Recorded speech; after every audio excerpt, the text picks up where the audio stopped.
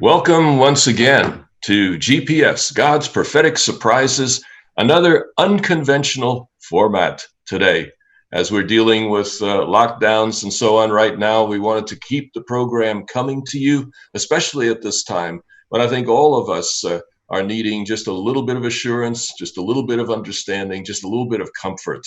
And so let's start the program and have each of my colleagues introduce themselves and just tell us just a little bit about how you're coping with the current situation. So, Viana?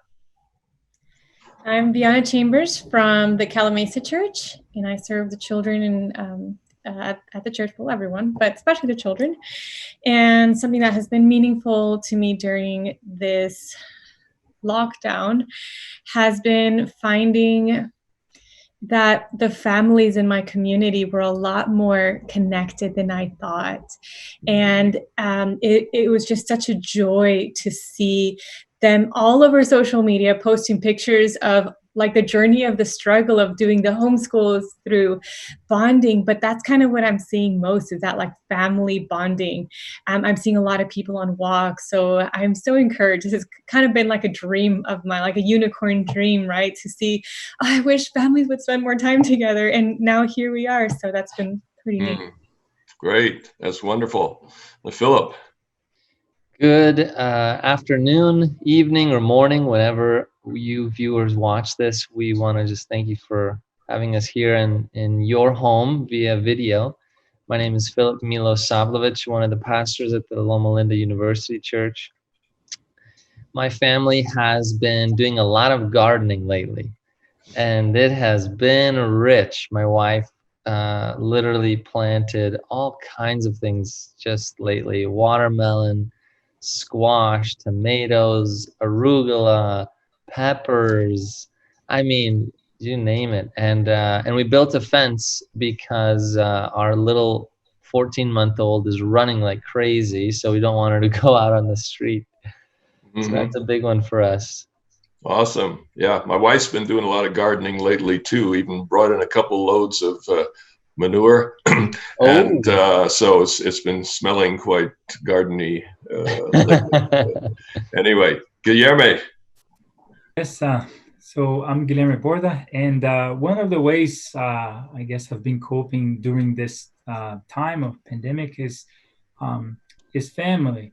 I think it must be probably hardest for those of us who probably are at home by themselves, right? But fortunately, I have my wife and my son, so I always have a company, and that has been very, very helpful.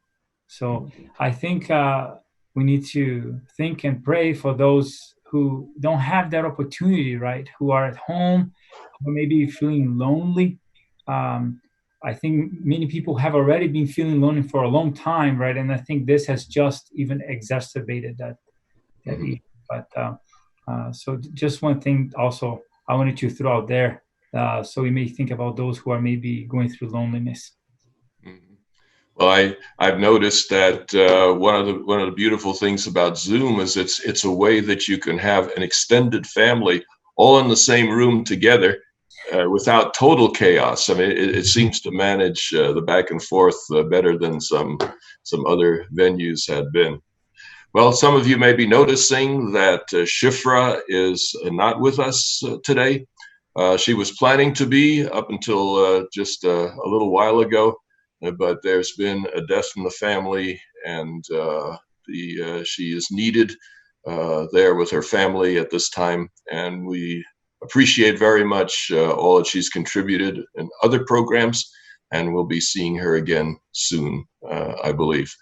But we're here to tackle Revelation 12, and we completed verse 5 in the last program. And let me just review quickly that you have a story going on in chapter 12. It has a woman in distress, a dragon, and a baby. So what could possibly go wrong with a story like that? And we identified these three characters: the woman representing the people of God, the dragon representing the powers of darkness, Satan's kingdom, and the child representing Jesus. So you can see echoes in verses 1 to 5 of Jesus as a baby being threatened by Herod, the representative of the Roman Empire, and also by Satan in the temptations and at the cross. And at the end there, in the story, all three characters get together. The dragon is waiting to devour this baby as soon as it's born. And then the baby vanishes, ascends up to heaven. So the big question right now is, what's the dragon and the woman going to do? Where are they going to go from here? And to find that out, we go to verse 6. And I would like Philip, if you don't mind, to read verses 6 and verses 14 together, because they are deliberately parallel in the book of Revelation. All right. I'm reading from the English Standard Version, and here it says, "And the woman fled into the wilderness, where she has a place prepared by God, in which she is to be nourished for 1260 days." Verse 14. "But the woman was given the two wings of the great eagle, so that she might fly from the serpent into the wilderness to the place where she is to be nourished for a time and times and half a time." All right. So you can see that the two verses are pretty similar, and how they function in the chapter is that verse 6 shows you where the woman goes after the incident with the dragon. She flees out into the wilderness, and then the story leaves the woman there and moves to another place, as we'll see in a moment. And the dragon does not follow her. The dragon follows the baby. And so the story then takes place in heaven for a number of verses. Verse 14 brings us back around to the woman, and the story of the woman continues from there. So we'll spend more time with verse 6 when we get to verse 14 a little bit later on in this series of programs. But the purpose of the wilderness is to protect the woman at this time. So let's go to verses 7 to 9. And Viana, would you read those for us? Yes, I'm reading from the New Standard Version. "And war broke out in heaven. Michael and his angels fought against the dragon. The dragon and his angels fought back, but they were defeated, and there was no longer any place for them in heaven. The great dragon was thrown out, that ancient serpent who is called the devil and Satan, the deceiver of the whole world. He was thrown down to the earth, and his angels were thrown down with him." Oh, the story gets wilder and wilder. I noticed a little disappointment in my colleague's face, because I was going to ask you a question, and you just raring to answer it, weren't you? It mentions a period here, and we'll come back to it later, but it mentions 1,260 days. Yeah. And the question I just wanted to toss out to whoever wants to tackle that, what does that have to do with Daniel 7? Because in Daniel 7, you have a period like that. Anyone want to tackle that? Well, the dates we know parallel a significant date in 538 AD, and then another date in 1798 AD. And we kind of get the understanding of where these dates begin going back to Daniel 7. So if we were to go to Daniel 7, I'll have to pull that up really quick. But so you're saying that as you understand the history, that requires the two to be talking about the same thing. Yes. Okay.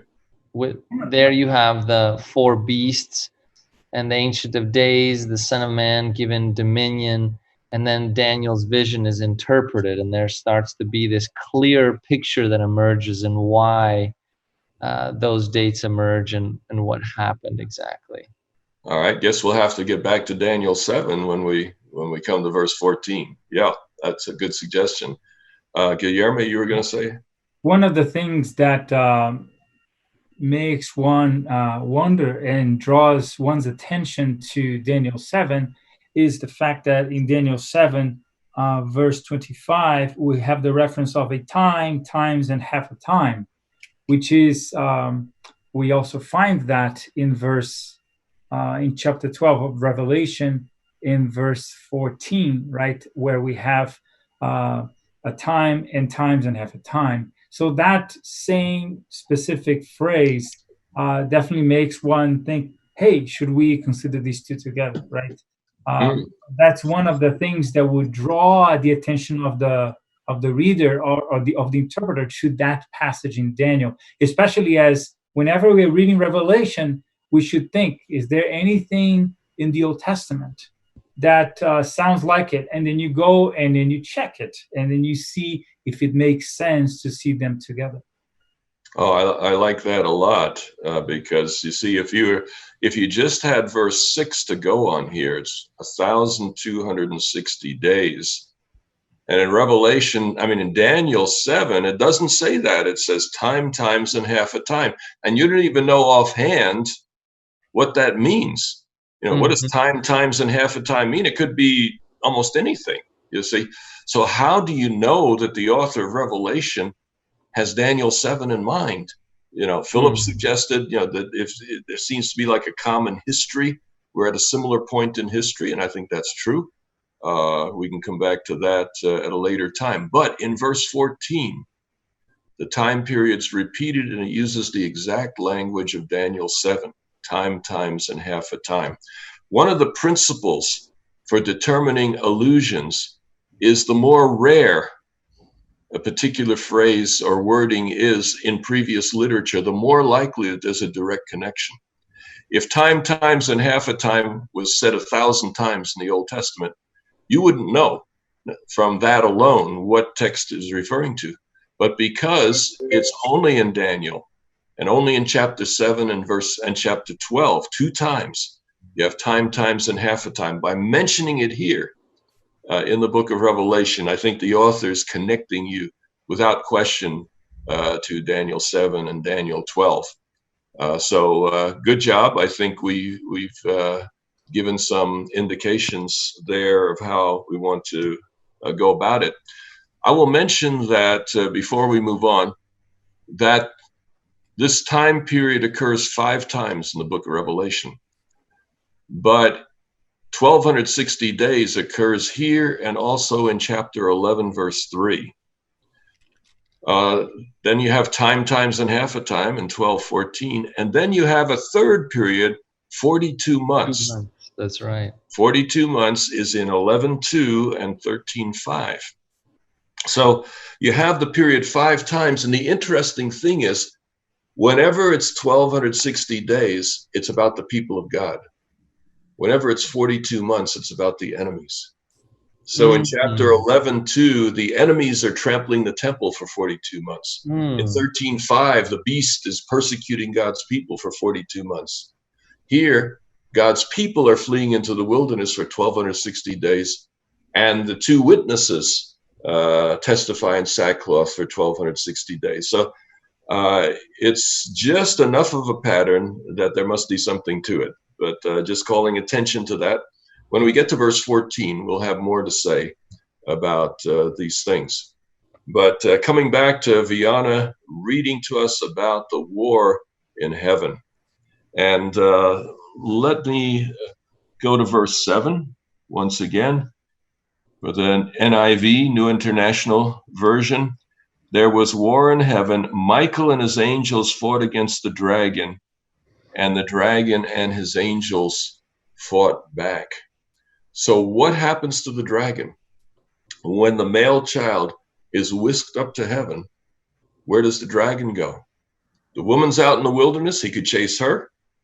Child goes up to heaven, he could chase him. Clearly, the dragon goes up to heaven because we find him there next. So as the story progresses, the dragon follows the male child to heaven. And when we get to heaven, where's the male child? What happened to the male child? Well, in verse 7, we have no explicit reference to a child, right? And that's where comes then the question of who is this entity called Michael? right? And here, as in many points, probably most verses in Revelation, there's no consensus, right? Of course, there are a number of people who will understand this to refer to a very important angel who fights on behalf of Christ, Michael fighting on behalf of Christ against this other angel, a fallen angel, the dragon. And but then there's other people who interpret, and I personally believe in this position, that Michael is Christ. But if Michael is Jesus Christ, the question that arises is, wait, is Jesus an angel or is he divine? And then it creates, for some people, a conflict here, a tension that may seem problematic. Now, a possible response to this would be that, to try to put it quickly and succinctly, is that in the Old Testament, we have evidence that God can present himself as an angel. And so if that's the case, and I don't like to just say it without pointing to any sort of evidence, but if we go to, let's say, Genesis, in Genesis 31, for example, in Genesis 31, verses 11 to 13, it says, then the angel of God, this is Jacob here. Then the angel of God said to me in the dream, Jacob, and I said, here I am. He said, lift up now your eyes and see that all the male goats which are mating are striped. And this is that context that Jacob and then his father-in-law and the conflict with the animals. But then when you go to verse 13, it says, I am the God of Bethel. Mm-hmm. So you have that angel of God speaking to Jacob, and then you have this phrase, I am the God of Bethel, where you anointed a pillar, where you made a vow to me. And the verse continues. That's just one of the places, but there's other examples, like in Exodus 3, the angel of the Lord appeared to him. This is Moses. And then in verse 4, when the Lord saw that he turned aside to look, God called him from the midst of the bush. It seems to be here that God is that angel of the Lord. And those are just two instances. I don't want to take too much of the time, where it does seem that God is presenting himself to human beings as an angel. And that's one of the responses I would say. It doesn't mean that this is what it is. Michael has to be Jesus because of these verses that I'm pointing in the Old Testament. I'm not presenting a complete case. All I'm saying is that this just makes it that it is reasonable, a reasonable alternative. It happens to be the one I choose, but there's much more to it. Do you think it's possible that before Jesus became human, he may have manifested before the heavenly hosts as an angel? Is that a possibility here?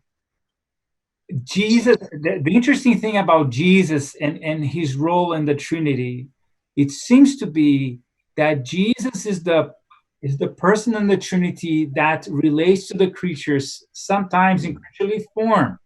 Right? Jesus is the one that came in human form to save us.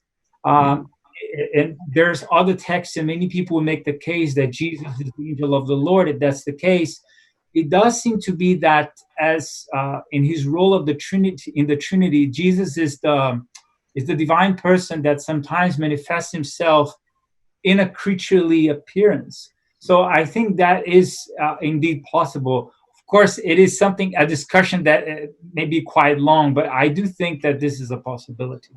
All right. I think Philip has something to share on that. Yeah, I think I agree with Guilherme on that Jesus is pointed to in this. And there are two things that kind of come to my mind when we think about this. If we just break down the name Michael itself, Mikael, so El being just a very generic form of the term God, and then Mika, who is like.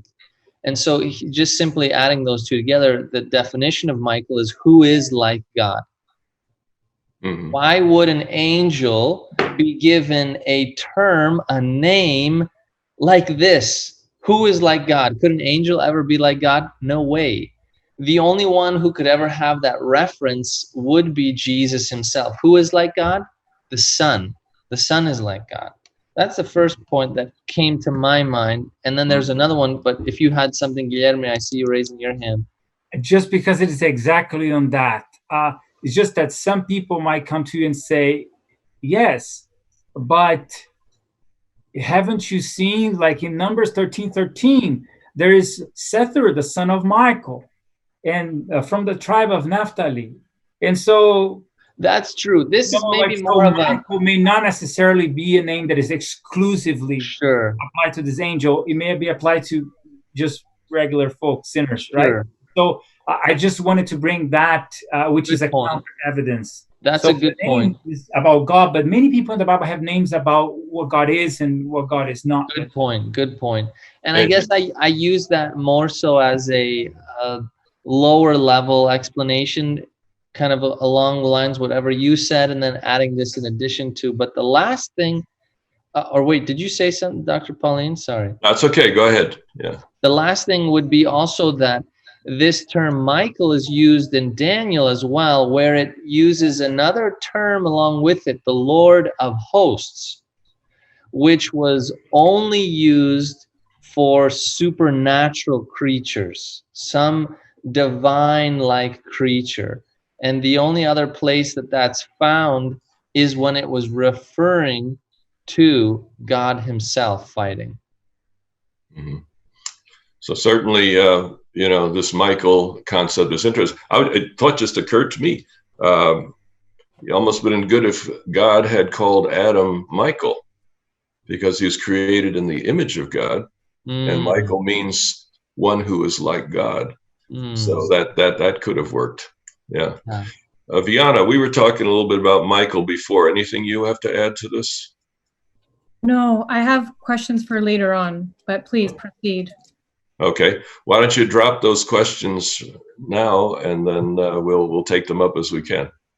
Okay, I'm looking at this timeline, right? And if I wasn't careful, I could almost see it as like the Genesis 1 and Genesis 2, like the retelling of the same story. But it seems to be this continuous timeline. And I want to go back to the 1,260 days, and then the times and a half that is referred to. And I mean, just in the same chapter, we have the two wordings. Are they the same? Are they different? If we're following the timeline of it, she's in the wilderness, the woman is in the wilderness for 1,260 days. And then the war breaks out in heaven, and, he's cast down to earth. He makes war with the woman. And then it mentions times and a half again. Like, is that a parallel? I mean, a literal timeline, which would make me think that they're two different time periods, or are they the same? I'm really confused. Yes, and that I think sets the table for the larger picture. Let's get to that in just a moment. But let me just share one thing that for me is helpful on Michael, and then we'll come back to the issue of the timeline, because I think you're absolutely right. That's critical to the story here in chapter 12. So you'll notice that I've shared with you, whenever a new character appears in the book of Revelation, there's usually a freeze frame. John describes the character visually and then gives a little bit of the backstory and the history. The baby didn't have that. When the baby appears, there's no backstory, there's no physical description. Same thing with Michael. And so I conclude from that Michael is not given a backstory and a description, because he's already appeared in the book already. And as the great leader of the war against the dragon up in heavenly places, he could be, in my view, none other than Jesus Christ. And interpreting him as Jesus Christ is a natural from a Christian perspective. But that little piece of evidence, I think, for me, is the clincher to see Michael in that way. The Jews looked at Michael, interestingly, in the Talmud and other places, where he was kind of the savior of the Jewish people, this chief warrior of sorts. I wonder, if they would ever even dare put any kind of messianic picture to Michael, as we've kind of culminated it with it being Jesus itself. Well, what often happens in Judaism of the period just before the New Testament is there were 4 archangels and 7 archangels. There were different accounts. Some writings say 4, some writings say 7, and each of them had a name. And Michael and Gabriel are 2 names that Christians would be familiar with, 2 of the 7. And so I think there's Uriel and Raphael, and I don't have all 7 at the top of my mind just at the moment. But Gabriel and Michael were 2 of these archangels in the Jewish tradition. But the revelation here does, I think, set it up in such a way that this would appear to be Jesus Christ. But that raises the interesting timeline. If the ascension of Jesus in verse 5 leads to verse 7, and then in verse 10 we will see the enthronement of Jesus. Just skimming really quickly, Jesus ascends to heaven 40 days after his resurrection. And then 50 days after his resurrection, 10 days later, is Pentecost. And there's a lot of reason to see Pentecost behind Revelation 4 and 5, the enthronement of Jesus there. So if verse 10 is the ascension of Jesus, the enthronement of Jesus, and verse 5 through 7 shows the ascension of Jesus, then in between must be also within that timeline, would be my suggestion. And you will notice that in verse 10, the dragon is thrown down at the time of Jesus' enthronement that is mentioned there. You have the throwing down of the dragon. So we'll have to come back to this in the next program because our time is running short. But there's the question, many have seen verses 7 and 8 as referring to the original battle.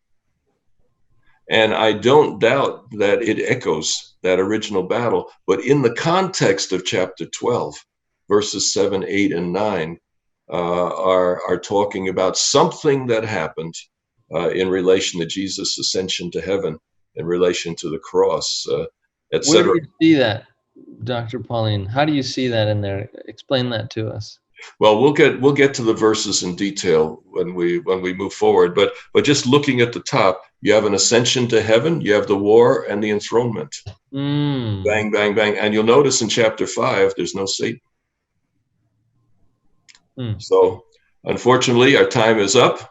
But it's been good being with you again on GPS, God's Prophetic Surprises. And we've left a couple things hanging, so you just better come back next week.